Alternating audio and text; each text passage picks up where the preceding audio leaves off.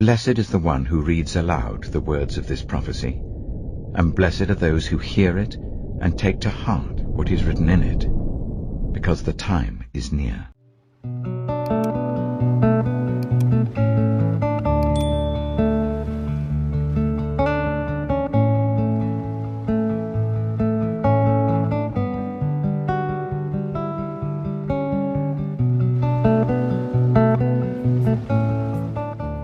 Psalm 124. If the Lord had not been on our side, let Israel say. If the Lord had not been on our side when people attacked us, they would have swallowed us alive when their anger flared against us. The flood would have engulfed us, the torrent would have swept over us, the raging waters would have swept us away. Praise be to the Lord, who has not let us be torn by their teeth. We have escaped like a bird from the fowler's snare. The snare has been broken, and we have escaped. Our help is in the name of the Lord, the maker of heaven and earth. By faith, Abraham, when God tested him, offered Isaac as a sacrifice.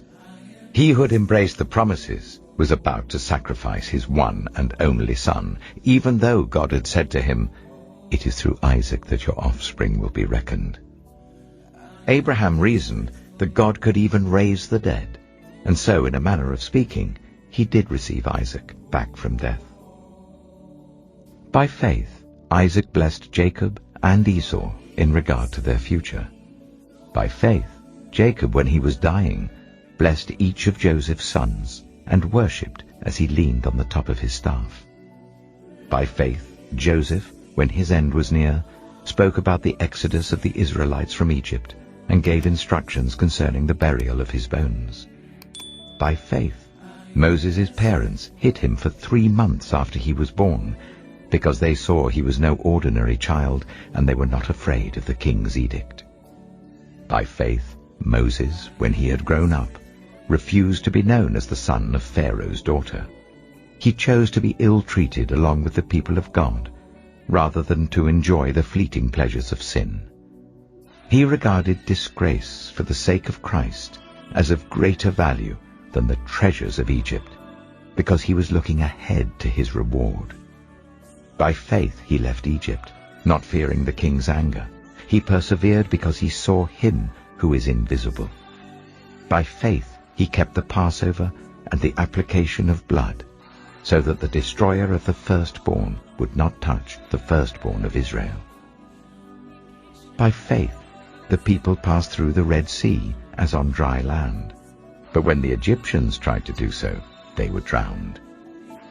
By faith the walls of Jericho fell, after the army had marched round them for 7 days. By faith the prostitute Rahab, because she welcomed the spies, was not killed with those who were disobedient. And what more shall I say? I do not have time to tell about Gideon, Barak, Samson, and Jephthah, about David and Samuel and the prophets, who through faith conquered kingdoms, administered justice, and gained what was promised, who shut the mouths of lions, quenched the fury of the flames, and escaped the edge of the sword, whose weakness was turned to strength, and who became powerful in battle and routed foreign armies. Women received back their dead, raised to life again. There were others who were tortured, refusing to be released, so that they might gain an even better resurrection. Some faced jeers and flogging, and even chains and imprisonment. They were put to death by stoning. They were sawn in two. They were killed by the sword.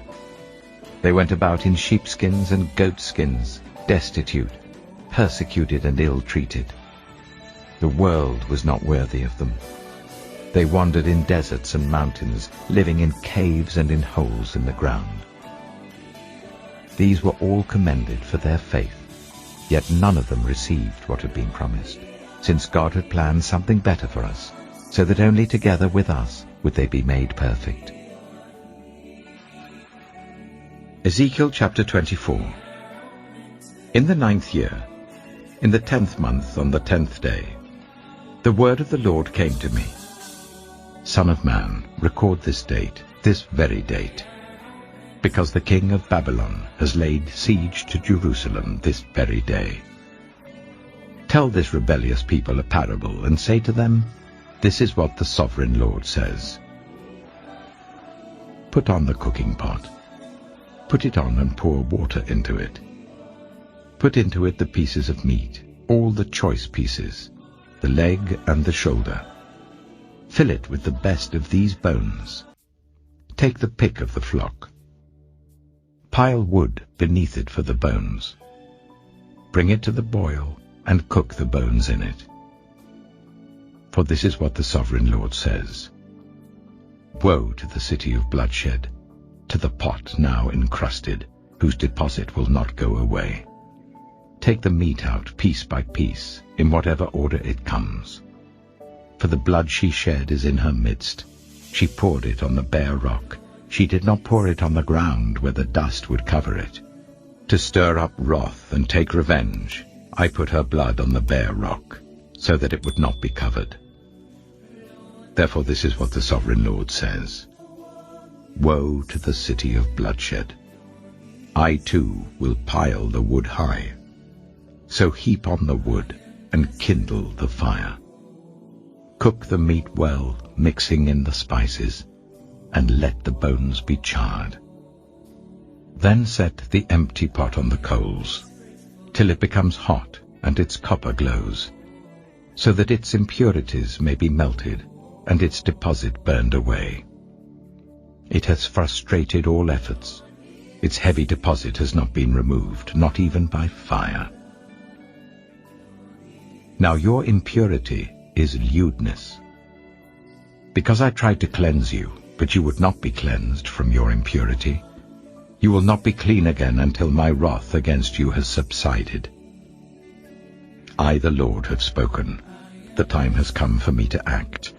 I will not hold back. I will not have pity, nor will I relent. You will be judged according to your conduct and your actions, declares the sovereign Lord. The word of the Lord came to me. Son of man, with one blow I am about to take away from you the delight of your eyes. Yet do not lament, or weep, or shed any tears. Groan quietly. Do not mourn for the dead. Keep your turban fastened and your sandals on your feet. Do not cover your moustache and beard, or eat the customary food of mourners. So I spoke to the people in the morning, and in the evening my wife died. The next morning I did as I had been commanded. Then the people asked me, won't you tell us what these things have to do with us? Why are you acting like this? So I said to them, the word of the Lord came to me. Say to the people of Israel, this is what the sovereign Lord says. I am about to desecrate my sanctuary, the stronghold in which you take pride, the delight of your eyes, the object of your affection. The sons and daughters you left behind will fall by the sword. And you will do as I have done. You will not cover your moustache and beard, or eat the customary food of mourners. You will keep your turbans on your heads, and your sandals on your feet. You will not mourn or weep, but will waste away because of your sins, and groan among yourselves. Ezekiel will be a sign to you. You will do just as he has done. When this happens, you will know that I am the sovereign Lord. And you, son of man, on the day I take away their stronghold, their joy and glory, the delight of their eyes, their heart's desire, and their sons and daughters as well. On that day, a fugitive will come to tell you the news. At that time, your mouth will be opened. You will speak with him and will no longer be silent. So you will be a sign to them, and they will know that I am the Lord. Ezekiel chapter 25. The word of the Lord came to me. Son of man, set your face against the Ammonites, and prophesy against them. Say to them, hear the word of the sovereign Lord. This is what the sovereign Lord says. Because you said, Aha, over my sanctuary, when it was desecrated, and over the land of Israel when it was laid waste, and over the people of Judah when they went into exile. Therefore I am going to give you to the people of the east as a possession. They will set up their camps and pitch their tents among you. They will eat your fruit and drink your milk. I will turn Rabbah into a pasture for camels, and Ammon into a resting place for sheep. Then you will know that I am the Lord. For this is what the sovereign Lord says.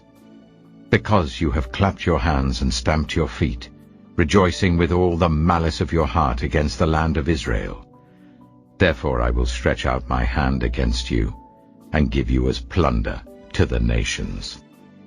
I will wipe you out from among the nations, and exterminate you from the countries. I will destroy you, and you will know that I am the Lord. This is what the sovereign Lord says. Because Moab and Seir said, Look, Judah has become like all the other nations. Therefore I will expose the flank of Moab, beginning at its frontier towns, Beth Jeshimoth, Baal Meon, and Kiriathaim, the glory of that land. I will give Moab along with the Ammonites to the people of the east as a possession, so that the Ammonites will not be remembered among the nations. And I will inflict punishment on Moab. Then they will know that I am the Lord. This is what the sovereign Lord says. Because Edom took revenge on Judah, and became very guilty by doing so, therefore this is what the sovereign Lord says. I will stretch out my hand against Edom, and kill both man and beast. I will lay it waste, from Teman to Dedan they will fall by the sword.